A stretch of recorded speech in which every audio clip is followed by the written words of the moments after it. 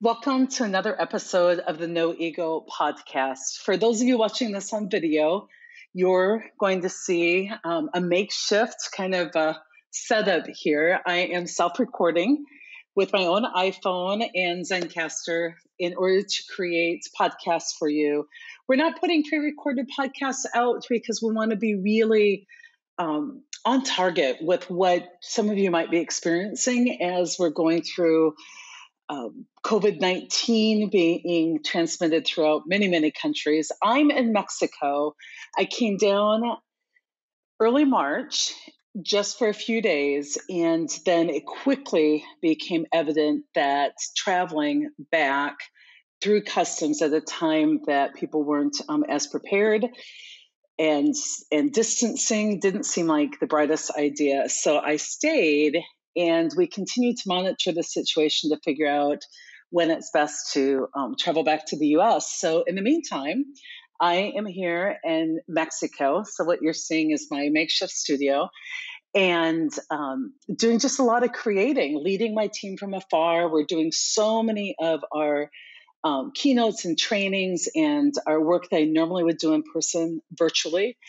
And I think people are realizing a lot of advantages. I know there's a lot of challenges, but a lot of advantages to be able to get a lot of work done using Zoom or some of our other tools and doing it virtually. But we've switched the topic of No Ego Podcast away from season 3. What we were doing is taking letters from, or emails, letters is kind of old fashioned, from our fans, and answering those with myself or with Alex, who's our VP of People Evolution, or inviting guests on to help answer those questions from a variety of perspectives of people that I respect.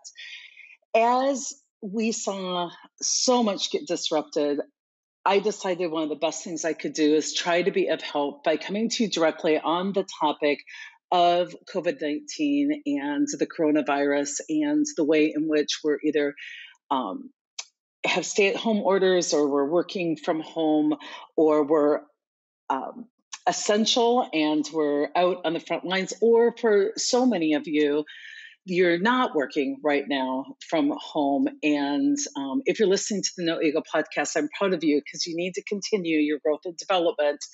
And I'll try and do my best to bring you topics or information that just helps you move through this new reality skillfully, peacefully, must I even dare say contently, without extra anxiety, extra drama, extra fear, feeling what you're feeling in the moment, but not adding to that to the point where you're suffering from it. So I am excited. We've been getting some great questions. I'm going to answer those questions after I give you a few tips.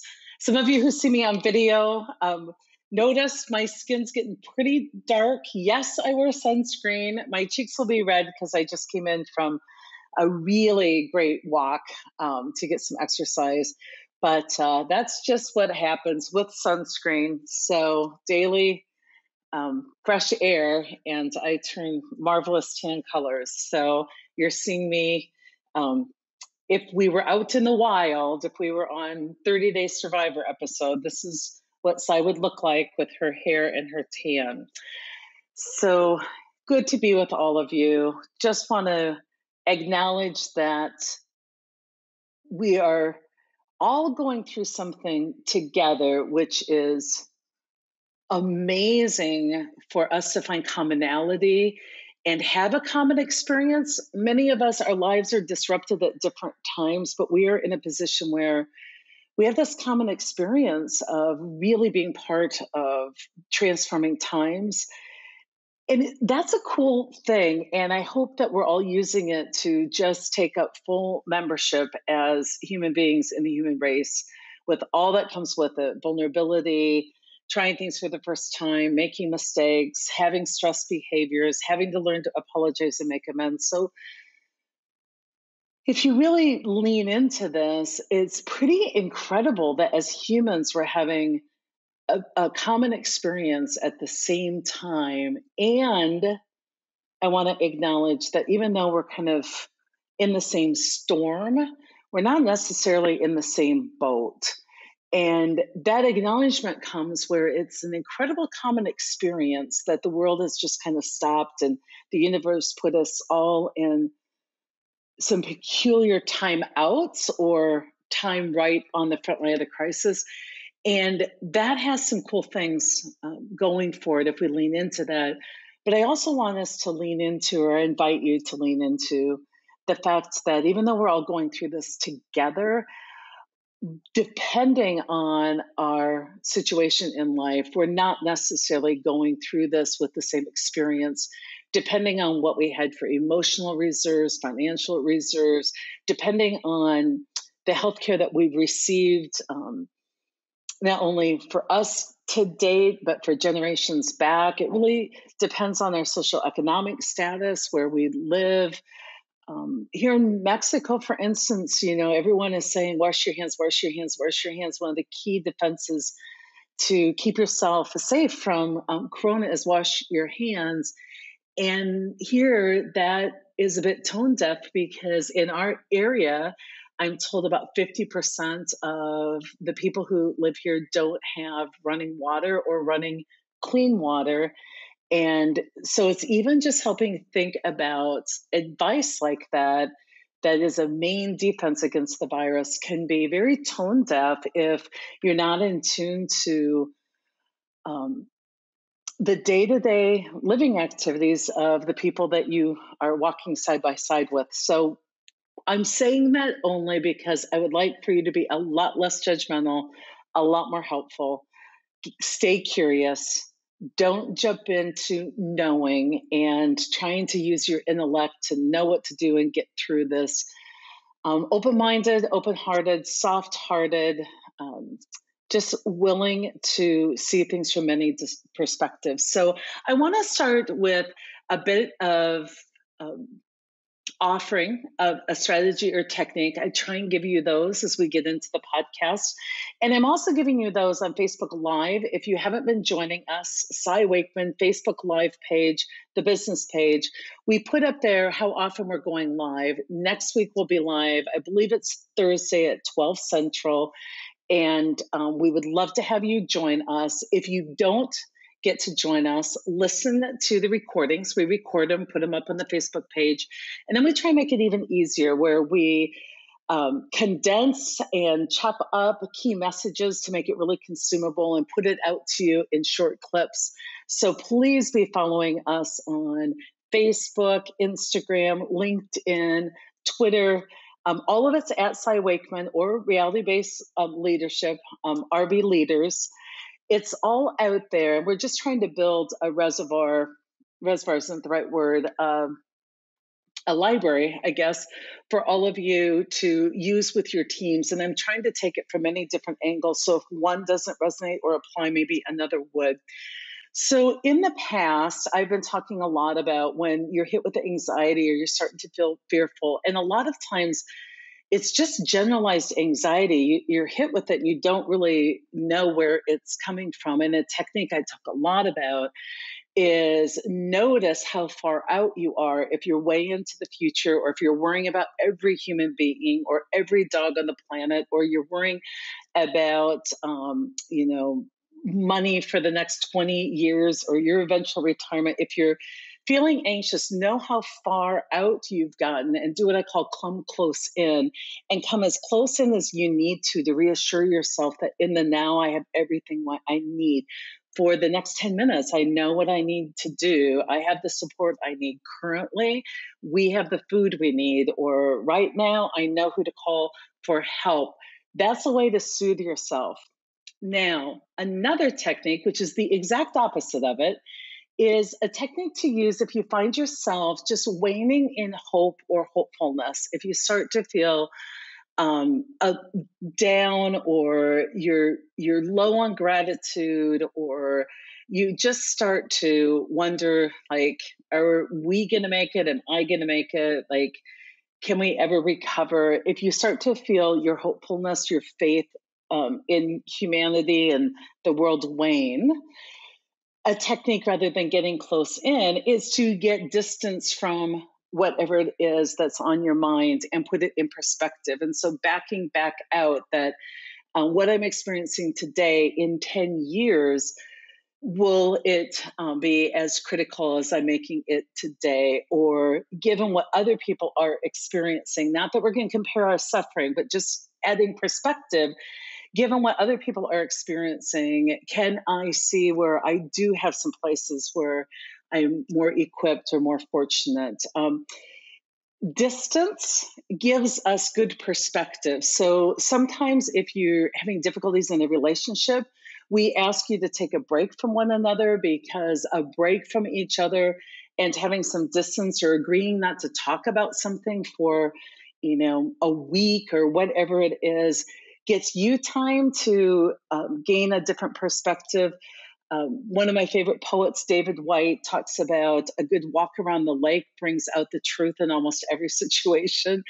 And learning how to, when we're really locked and loaded and we're really attached and things seem, mission critical, and this is the one thing that's going to ruin everything, and this is the most important moment, finding a way to distance from that is important. And some other ways to gain perspective and distance include your own reflection in life. Think back on a point in your past where you felt like this is the worst thing that could ever happen, or this is this is what ruins my career, or this. Look back and look at those moments where you really had some lows, you had some bottoms, and do two things. Notice that you got through those just fine and reap the lessons from that. Did you get through by reaching out for help, or did you wait too long?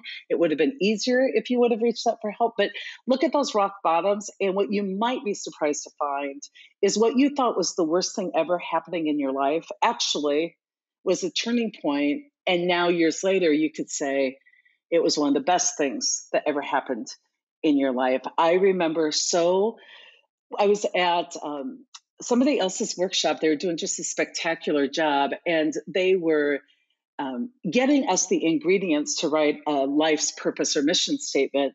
And in doing that, they're asking us all kinds of self-reflective questions. And one of the questions was, that exact question: look back at the time in your life that you saw was really, you thought was really, negative, and,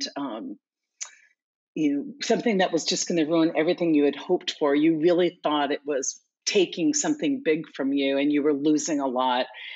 And they had us write those down, and then they had us come back to those key moments in our lives and say, can you see where these might have been the most wonderful turning point? Are there any of these you can reframe? And not all of them are reframable, right? Not all of them are, but some of them really are. So if you can look back and go, you know what, when I was in that moment, I saw it in a very narrow perspective as completely negative. And as I look back, I can see where it was pretty positive. Now, I'm not asking if you have lost patients or loved ones, or if you yourself have been sick, or if you've lost work. I'm not asking you to put a positive spin on this. I'm not asking you to be grateful for the pandemic. I am asking you to move through the world with gratitude in every moment. So while I can't be grateful bad things are happening to people, maybe I can't find my gratitude right now and put things in perspective that for what is happening, but I can be grateful in every moment as it's happening. And I hope you take that in and really kind of play with that. And another great way to get perspective, folks, is if you're reading more during this pandemic, look for biographies of, real good, like biographies of people that were in challenging times and worked their way through it. I find just some incredible perspective as I read some autobiographies. Probably one of the most famous, I'm not sure if it's an autobiography, but it's definitely a book he wrote about his own experiences. Viktor Frankl's, book on meaning in your life. And so it's like really finding ways to put things in perspective helps with our mental flexibility, helps us not define and label something as good or bad, or the end or the beginning, and really helps us just find some perspective, if nothing else, some room, some place where hope can creep in, where gratitude can creep in, and we can say, you know what? I can at least believe, given my past experience, that things can be okay. And my mom used to say to me all the time when I was, thinking that not making all state in high school was the end of my life. She's, used to say things like, it's all okay in the end, or it's not the end. It will all be good in the end, or it's not the end. And I just really love that mindset. So I wanted to share that with you before I took a few questions. The first question I have, of course, gets near and dear to my heart. It's from a nurse manager named Maria in Bend, Oregon. And she says that she works on the inpatient unit at a hospital. And I'm hoping this is still relevant. I know Oregon, by the time we got through all these questions, I know Oregon is through some of their challenges, but definitely not all. But she's a nurse manager that works in an inpatient unit. She's a first year manager. And she says, as you can imagine, there's so much emotion for our frontline caregivers right now. There's fear and anxiety and stress in each moment of our days as we plan for the future, yet try to be intentional in our care today. How can I, as a leader of caregivers who can't socially distance and yet provide some of the most important care, provide good communication while helping my people focus on what our goals are and how to achieve them? Hopefully you're putting yourself in this person's place. We've got amazing care to do, and we got to stay focused. We got to keep prepping for how we do better tomorrow. And as she goes on to say, we come to work with our families and loved ones heavy on our minds while we worry about protecting ourselves and those in our care. How can I be a brave leader in the face of a threat that is heavy on all of our minds while helping each person who reports to me be confident and feel safe? I feel I'm failing in these areas and would love some guidance. Now is the time to stand beside those I lead and let them know I care, but also provide strong guidance in giving the best care to our most vulnerable population. Thank you. And then she goes on to say that they use a lot of our stuff in their organization. Okay. When your circumstances are dire, kind of pure overwhelm, what is a good technique to do? And we actually learn this, whether we're therapists or nurses or physicians, we learn it. We may not call it this, but we learn to compartmentalize. And what I mean by compartmentalize is you really have to be willing to put anything other than what you need to focus on in this moment, in this moment. You need to ignore things in rotation. Now, this sounds perhaps not authentic or not experiencing the whole experience, but when you're called to take a position where we need to be safe, we need to deliver good care, and we need to be at top of our game while we're still human and we have our families that maybe we feel like we're not getting our needs met, and it is so unpredictable in our work. The main thing that I would say is you need to help people compartmentalize. And before you can do that, you need to ask yourself questions. While you can't have everything lined up and everything organized and everybody feels safe, and what you gave yourself to do as a leader, Maria, is way too big. And you feel like you're failing because your expectations are big. Get to reality. Do you love your people? Yes. Do you care about them? Yes. So you might not be protecting them or showing them or making every moment meaningful or leading them or giving them great, perfect communication. In times like this, although you're striving to do that, know that with a situation this big, if you're measuring, did I do it as I hoped, you will always come up failing. So drop it. Just get back to the basics. I know I care about these people. I'm mindful of communicating. I want to keep people safe. How do I be brave? Guess what? You already are. Brave is a choice that you move forward when you're feeling most vulnerable, when you're feeling most scared. And bravery isn't something that's in you. It is just a virtue you cultivate by breathing again and knowing you haven't done it perfectly and staying in and rising up and doing the best you can. So you're already brave. I would recommend, how do you do this? So we need people that are compartmentalizing their work. Now, here's what I mean by that. For right now, we have 3 patients that need our attention. Compartmentalizing is, I take my family and I put it on a shelf, and I take my kids and I put them on a shelf, and I take my parents and I put them on the shelf. I Because I can't be there right now anyway, my worry doesn't do any good, and it zaps my energy away from what I can impact. So anything that is in front of you is your focus and your attention, and you need to stay a bit in anticipation and planning ahead of the work you're doing right now. Anything that is not in front of you to be impacted will take away from you unless you can do this compartmentalizing and wrap it up with all the love in your heart and put it on the shelf. And so, as a leader, you got to get, I talked about before, close in, you got to say, here's what we know for now. Here's what we don't know. Here's what we need. Here's what we need to commit ourselves to. Here's our main focus right now. Do these 3 things, and not micromanaging, managing energy away from, oh my gosh, I have family and parents and grocery, away from all of that to, we can impact and really do wonderful things in this sphere. So we're managing energy to, here's what we know, here's what we don't know, here's what we need to focus on.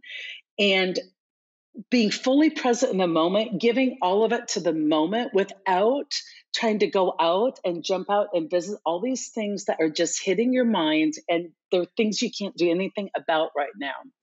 What this means is that when you go from what's in front of you to your next work, is that you're going to need to make a good transition. And here's what transitions need to be. You need to debrief in whatever form, as far as like, oh my gosh, you know, whatever, that was sad, that was hard, that was scary, whatever. It could just be, fist bumps. It could just be, sign language. It could just be direct eye contact in the debrief.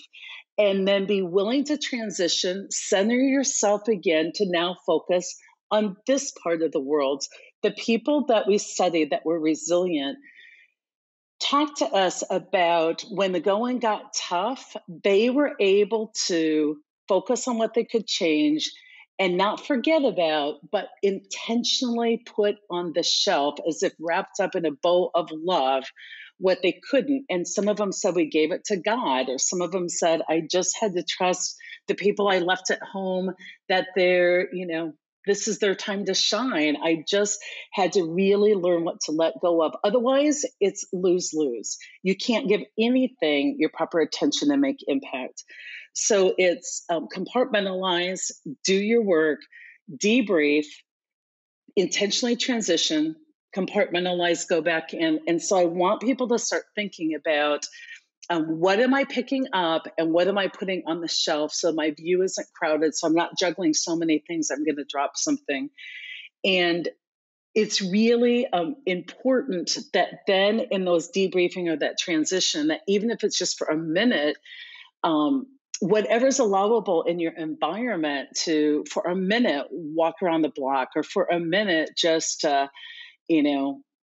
touch somebody's shoulders if it's appropriate, or, get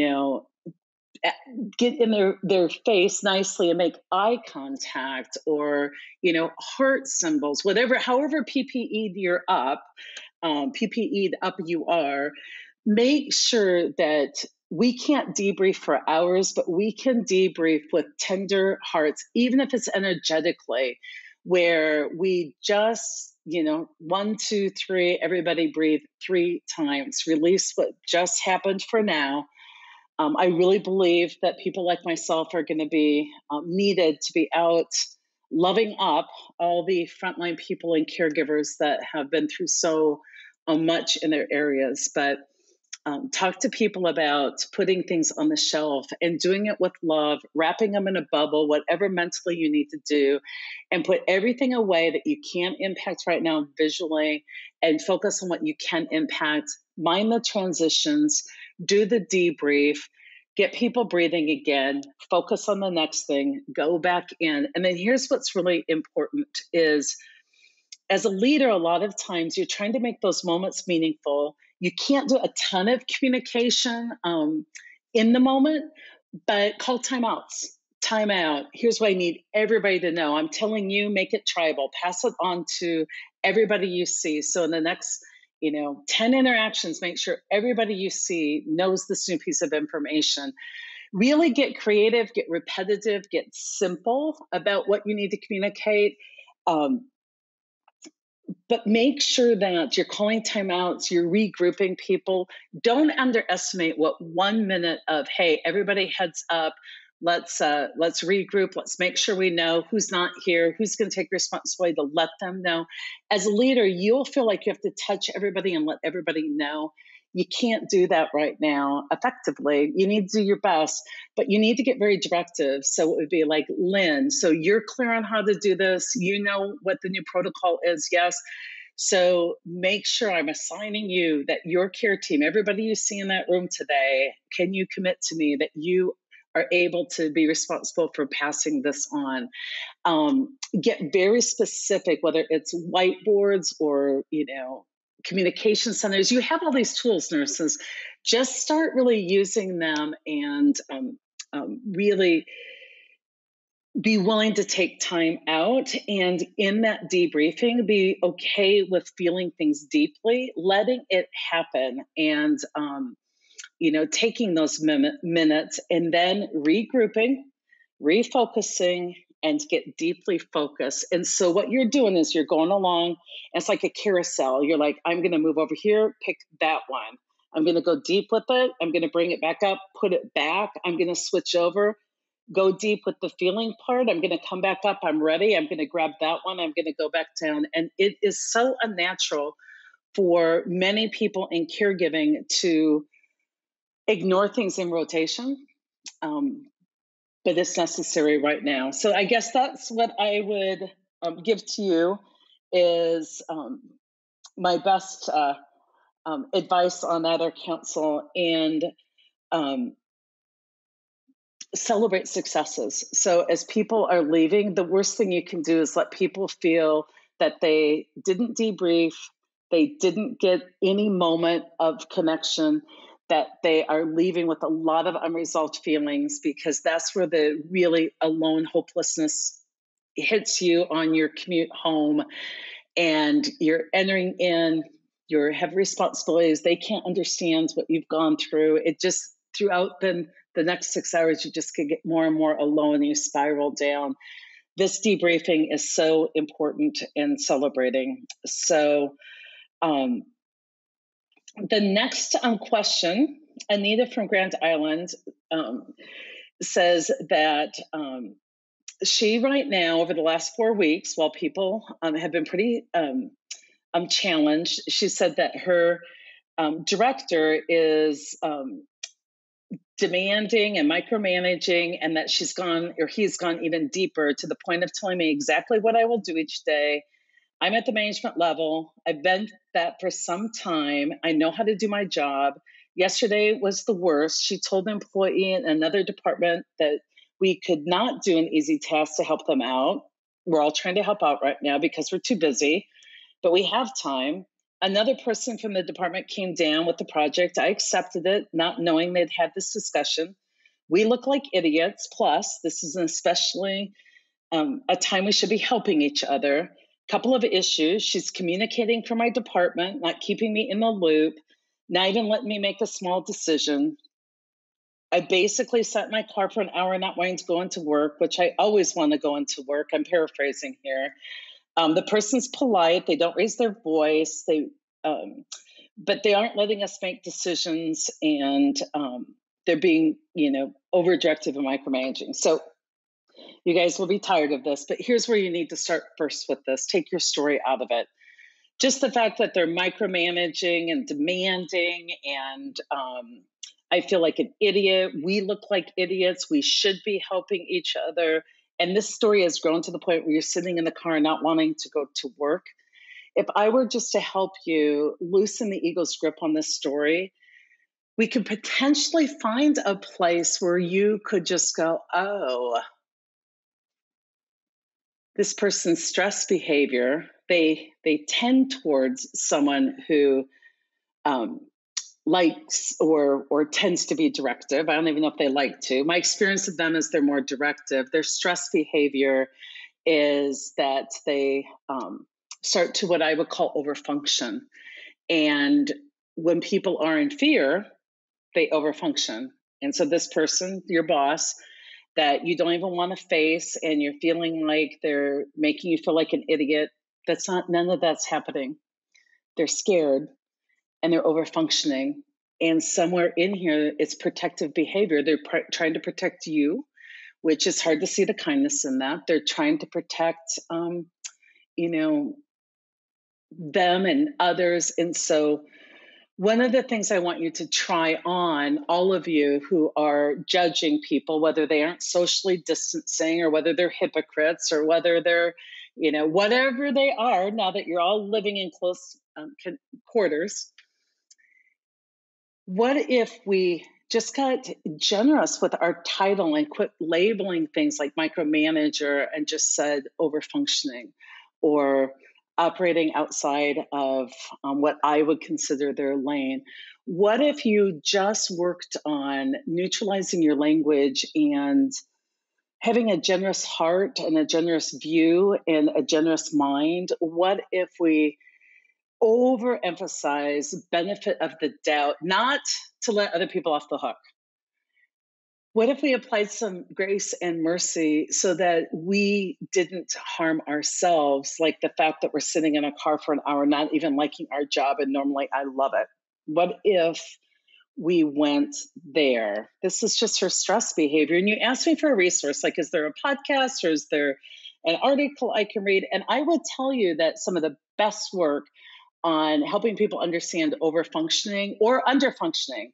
Because what happens a lot of times is when someone overfunctions, the person that they're with starts to underfunction. And the more they say, well, forget it then, do it yourself, the more the person panics and the more they take over. And it just the hurt parts of us just fit perfectly together. Brene Brown has started a new podcast. Of course, it's amazing because it's Brene. And I'm such a fangirl. All social workers who come up with the ability to translate this to work and situations. She has a podcast that just came out on overfunctioning, and I would suggest you all race over, subscribe to Brene's podcast. I've been loving it on the beach, and this is all just about overfunctioning and really your stress behavior might be seeing insult where there isn't any. If you go back and read your question, there's so much personalizing. I want to do a good job, and I'm not able to because of what's going on. If you start from a place of generosity, mercy, grace, you might not be able to change her behavior.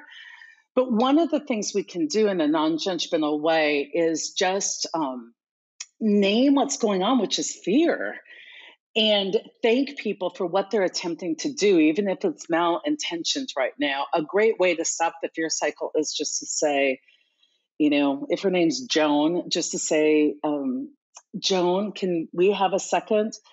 I am myself fearful and want to do a good job. I know you're concerned, and it seems like we're all getting into some fear here, and we might all be kind of over functioning. I know I'm tempted to take it, and I know that might be your temptation too. And it's not working right now. Can we just acknowledge that we're all fear-based right now? And can we just take a breath? And is there a way we could be helpful while still protecting our boundaries? If you can step up in that moment, it doesn't matter what you have control over to manage or what your position is, or if she truly pulls a power play and never lets you do that again. You're upset about a space you might not be able to have your whole domain about, but there's a whole nother space that's called leadership that you could step into, which is, even if it's our boss, anytime we can name that we're scared right now, and when we're scared, we probably don't move forward intentionally, consciously, toggled up. Anytime we can name it, I'm not saying, look, Joan, you're over functioning. I'm saying anytime we can just name it, that we're all in some fear based and potentially overreacting. I know let me name it, I'm in fear. I'm overreacting. I'm highly sensitive when people come and need our help, and I think we can do it, and you have a different opinion. So I want to stop the overreacting, and I'll start. What could I do to be more helpful in this moment? And then what could we do together to make sure that we are giving what we can without jeopardizing the goal? This is another place for and. I would say to my boss, what's your goal right now? Well, I don't want to overcommit us. Okay. My goal is to help out as much as possible. So it seems like we might think they're competing. What if you and I just took 10 minutes in the hallway and figured out how we can help as much as possible and make sure that we're not overcommitting? What Tell me more about what some of your fears are. Tell me more about what that would look like. Tell me more about what you see the danger of that being. And just find a way that you're more alike than different. She overfunctions and speaks on your behalf and protects you. And your mind overfunctions, creating stories about her and trying to get back the work you think is yours. And so you're both overfunctioning in a way that is creating a lot of conflict. Where I want you not to overfunction, but to function, is just naming the fear and seeing if you can't just pause, acknowledge the feelings going on, and then invite people by your own example to stop, fill out that space, pause, choose to move forward differently. Just play with that, Anita. Um, I love it. I love your heart here. You want to work, you want to help, you want to do more than your fair share, but your ego, to stay alive, whenever you feel yourself getting righteous and your anger is righteous, it's ego. Just feel the feeling. Whenever you're sitting in your car for an hour not wanting to go to work, it's ego.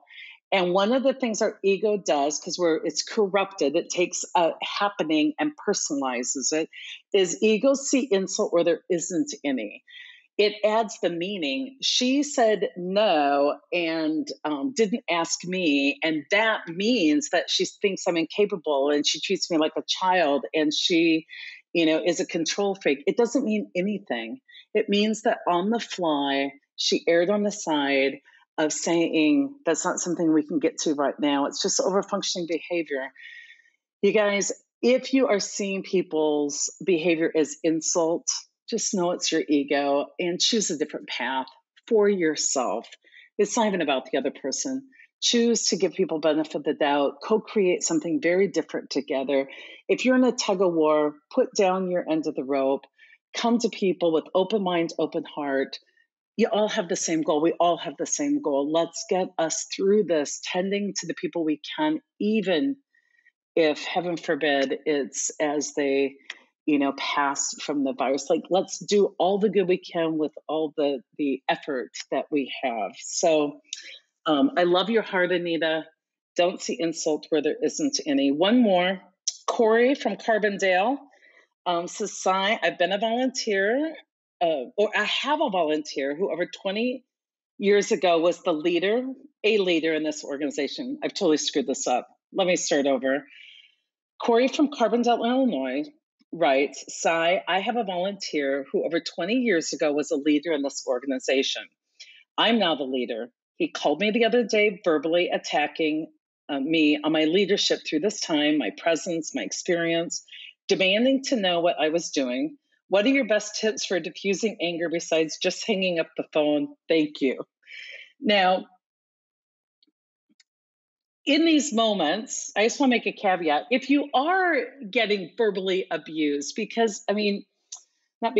in these times, some of us, our homes or our workplaces weren't that safe to begin with. And now we're in much closer quarters with higher stress. If that's happening to you, like the instance of domestic violence, the calls in the hotline, like it's escalating. So I don't want you to take any of my advice and apply it to spiritually bypass or to somehow justify or numb out of something that you don't deserve and is putting you in danger. I want you to, as you can, like reach out for help. So in this situation, I don't want some of you that are over functioners to go, oh, well, I'll just see it generously.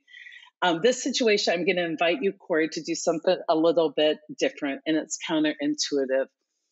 One of my favorite quotes, I thought it came from Mother Teresa, but I can't find that it did. It might have come from A Course in Miracles. I don't know who to attribute it to. Basically said that there's two types of acts or deeds. There's two things behind the way I'm behaving.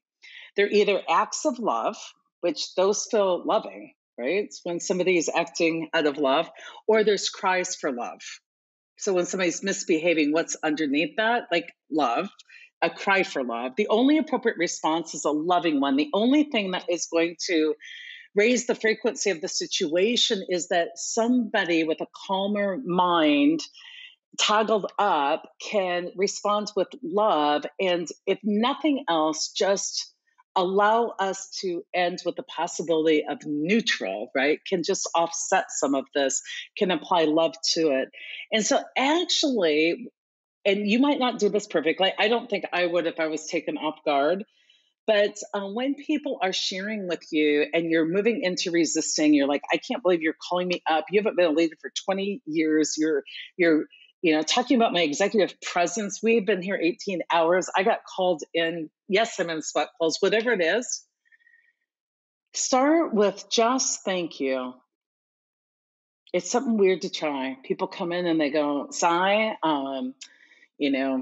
that outfit is not your best outfit. I go, oh my gosh, thank you for your care and concern. I love that you're willing to be honest with me and that you want me to look my best. I went home for the holidays one time and I had a relative and they're basically like telling me, they're like, so it doesn't look like you've been dieting this year. It looks like you put on weight. And I was able to diffuse it by just saying, I love that you're concerned about my health. I really appreciate all these health tips you give me. And they're like, well, you don't even apply them. I'm like, I've noticed that about myself too lately, that I'm not always applying the things I know. What other tips do you have? Like, you seem to really be able to apply that. What are some of your best tips? And I was able to transform the energy. That's what alchemists do, is they take the energy of the moment and they can use that energy to transmute it into something better for all of us. And what a gift. And so I thought, you could say, gosh, thank you for calling and thank you for your concerns. You've pointed out some areas that I'm certainly glad to keep in mind. And a lot of times, if you can do that without any cynicism, you can actually just receive the feedback. That's the end of the feedback. I appreciate that. I'm absolutely willing to consider it. I know there's some things that I'm not paying as much attention to, and that certainly could be helpful. And I appreciate that. And you can set boundaries. I have been able to give you the last 10 minutes or so. I am doing another meeting. And so I appreciate this. If there's something else you think of, send me an email. That would be great. Don't get ego hooked into this. Just transmute it into, of course, they're giving you feedback that has some kernel of truth in it. Any one of us can have better executive presence. Any one of us can, lead better through these times. Don't get ego hooked on it, and just know and be comfortable with, I could do better on a lot of things. And right now, this is what I'm choosing. And given those choices for myself, I'm choosing to put focus here and not focus there. Welcome to leadership. And you might say something like the last one, like, and you sound concerned or scared. Besides my growth or my some things I could do differently. What are you most concerned with as far as, what we're doing for our clients or our patients or the community? And then be able to agree with them to say, me too. I share that concern.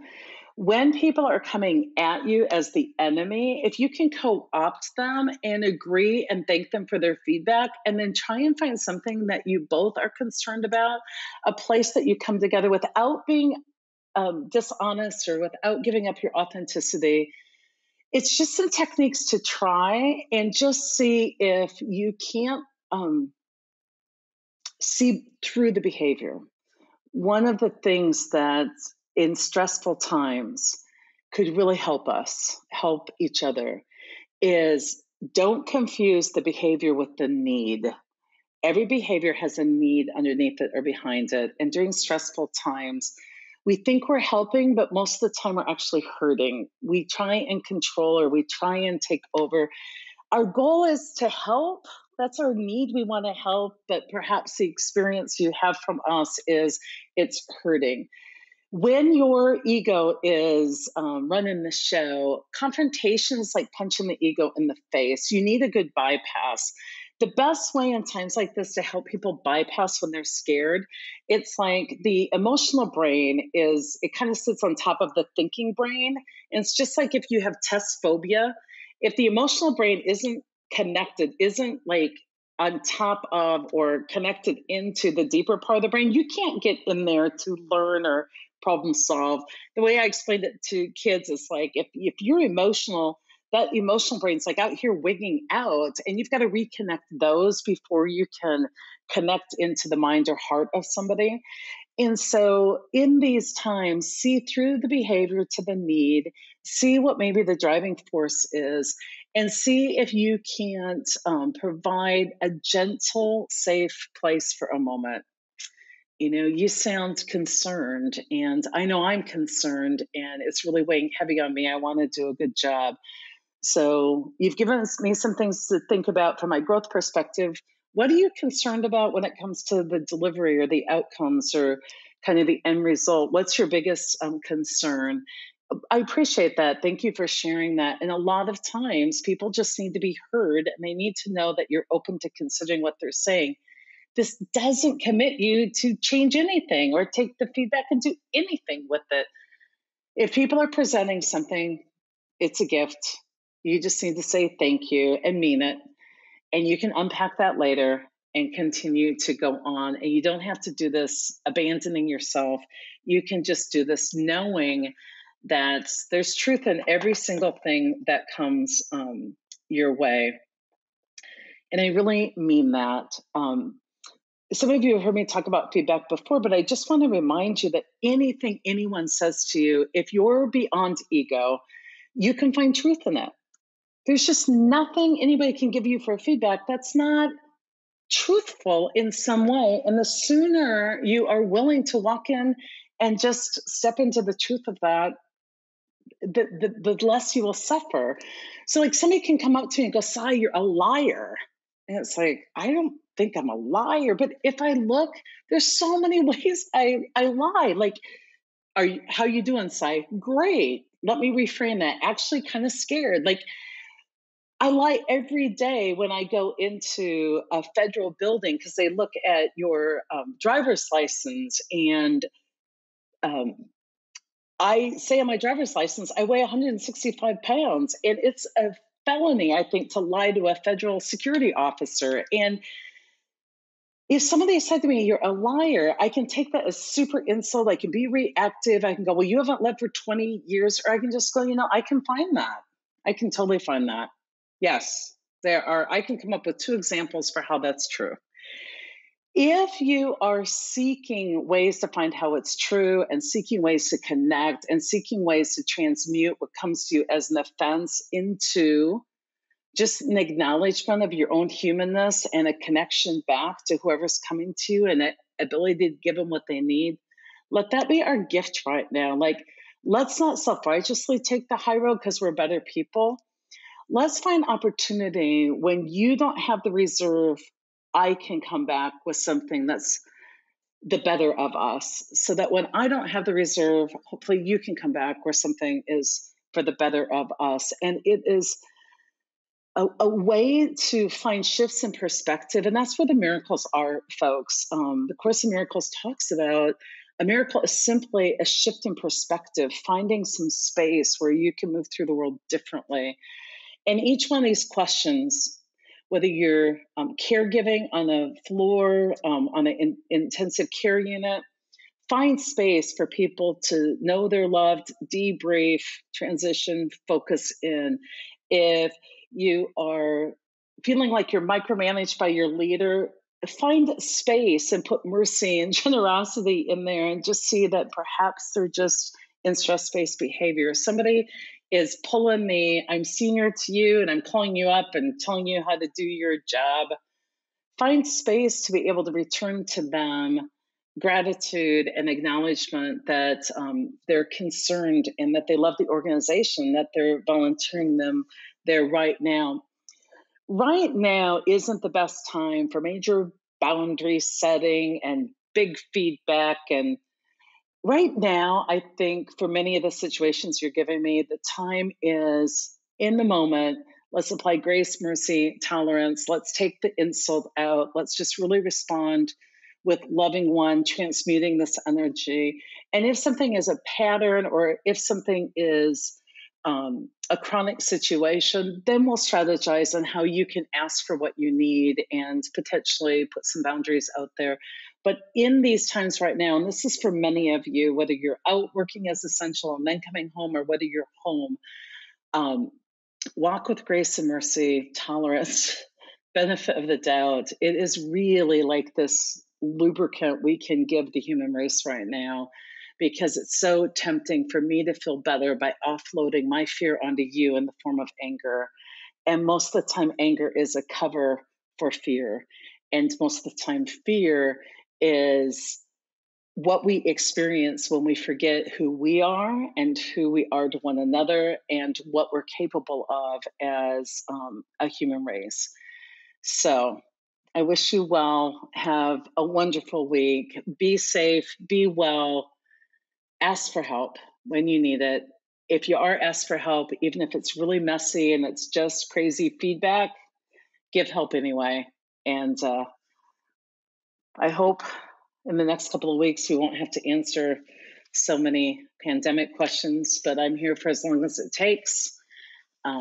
Just really loving you guys up and take good care of the humans around you. So be well.